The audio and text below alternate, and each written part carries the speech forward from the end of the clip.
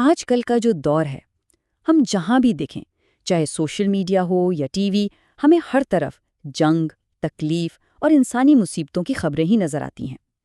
یہ سب کچھ بار بار ہماری نظروں سے گزرتا ہے، لیکن کیا ہم نے کبھی ٹھہر کر یہ سوچا ہے کہ اس سب کا ہمارے ذہن پر، ہماری روح پر کیا اثر ہو رہا ہے؟ آئیے آج اس بات کو ذرا گہرائی سے سمجھتے ہیں۔ تو سب سے بنیادی سوال یہی اٹھتا ہے کہ مسلسل ان خبروں کو دیکھنے کا ہماری ذہنی صحت پر، ہمارے دماغ پر آخر کیا اثر پڑ رہا ہے؟ یہ ایک ایسا سوال ہے جس پر بات کرنا آج کے دور میں بہت ضروری ہو گیا ہے۔ ہم ایک ایسی دنیا میں جی رہے ہیں جو پریشانیوں سے بھری ہوئی ہے۔ دنیا کے کسی بھی کونے میں کچھ بھی ہو، وہ سیدھا ہمارے فون کی اسکرین پر آ جاتا ہے۔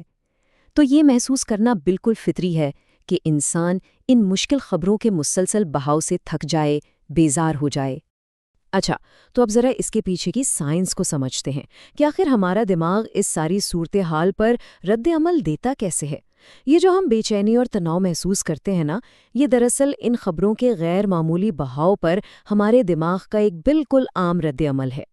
ہوتا یہ ہے کہ جب ہم بار بار تشدد اور تکلیف دیکھتے ہیں تو ہمارا دماغ اسے ایک مسلسل خطرے کے طور پہ پہچاننے لگتا ہے، بالکل ویسے ہی جیسے ہمارے پرانے وقتوں کے آباء و اجداد کسی شکاری جانور سے ہر وقت چوکنا رہتے تھے۔ آج ہمارا دماغ ان خبروں کو دیکھ کر ہر وقت الرٹ رہتا ہے، چاہے ہم خود بالکل محفوظ ہی کیوں نہ ہوں۔ اور جب دماغ ہر وقت اس خطرے کی حالت میں رہے تو اس کا نتیجہ کیا نکلتا ہے؟ بے چینی بڑھنے لگتی ہے، بات بات پر چڑچڑاپن آ جاتا ہے، موڈ اکثر خراب اور بجھا بجھا سا رہتا ہے، اور نا امیدی اور بے بسی کے جذبات دل میں گھر کر لیتے ہیں۔ اور کبھی کبھی تو بات اس سے بھی آگے چلی جاتی ہے۔ ایک کیفیت ہے جسے کہتے ہیں ویکیریس ٹراما، یعنی بالواسطہ ذہنی صدمہ۔ اس کا مطلب یہ ہے کہ انسان خود اس واقعے میں موجود نہیں ہوتا، لیکن میڈیا پر اسے دیکھ دیکھ کر اس کا درد، اس کا صدمہ اپنے اندر اتنا گہرا محسوس کرنے لگتا ہے جیسے یہ سب اسی کے ساتھ ہوا ہو۔ یہاں ایک اور دلچسپ نقطہ ہے، نیگیٹیوٹی بائس۔ دیکھیں، ہمارا دماغ قدرتی طور پر منفی خبروں اور معلومات پر زیادہ تیزی سے اور زیادہ شدت سے توجہ دیتا ہے۔ یہ پرانے وقتوں میں ہمیں خطرات سے بچانے کے لیے ضروری تھا، لیکن آج کے اس ڈیجیٹل دور میں یہی چیز ہمیں ذہنی طور پر بہت تھکا دیتی ہے۔ تو جب ہم حد سے زیادہ منفی خبروں میں ڈوبے رہتے ہیں تو اس کے کچھ واضح خطرات ہیں۔ ہمارا دماغ اوور لوڈ ہو جاتا ہے، ہم جذباتی طور پر نچڑ جاتے ہیں، ہماری نیند خراب ہونے لگتی ہے، سوچوں کا ایک طوفان ہر وقت دماغ میں چلتا رہتا ہے، اور ایک وقت ایسا بھی آتا ہے کہ ہم دوسروں کا درد محسوس کرتے کرتے خود تھک جاتے ہیں، جسے ایمپیتھی فٹیگ کہتے ہیں۔ لیکن یہاں نا امید ہونے کی ضرورت نہیں ہے۔ اچھی خبر یہ ہے کہ ہم اپنے ذہن کو اس حملے سے بچانے کے لیے بہت کچھ کر سکتے ہیں۔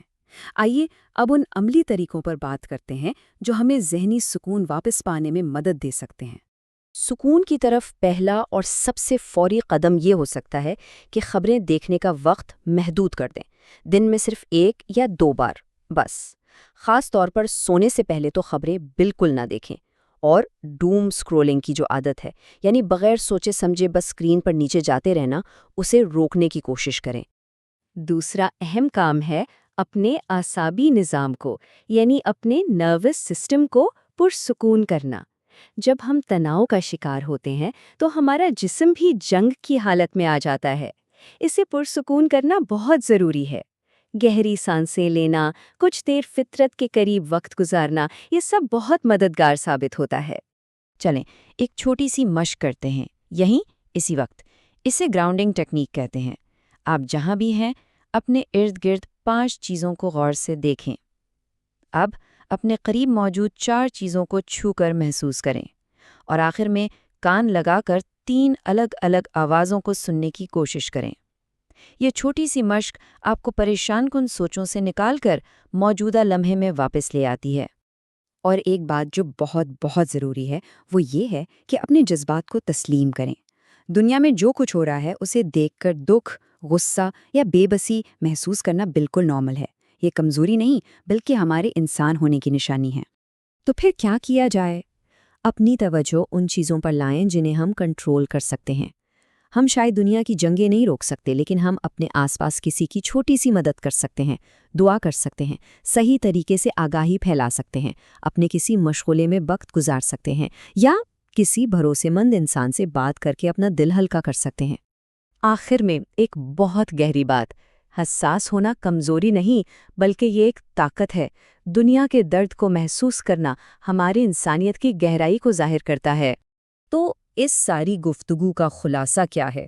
وہ یہ کہ باخبر رہنا اپنی جگہ اہم ہے، لیکن اپنی ذہنی صحت کی قیمت پر نہیں۔ ہمارا ذہنی سکون بھی اتنا ہی ضروری ہے جتنا دنیا کے حالات سے واقف رہنا۔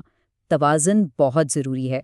اور آخر میں یہ خوبصورت بات یاد رکھنے کی ہے، اگر کوئی بھی خبروں کو دیکھ کر پریشان محسوس کرتا ہے تو اسے یاد رکھنا چاہیے کہ یہ اس کی کمزوری نہیں بلکہ اس کی حساسیت اور انسانیت کی نشانی ہے۔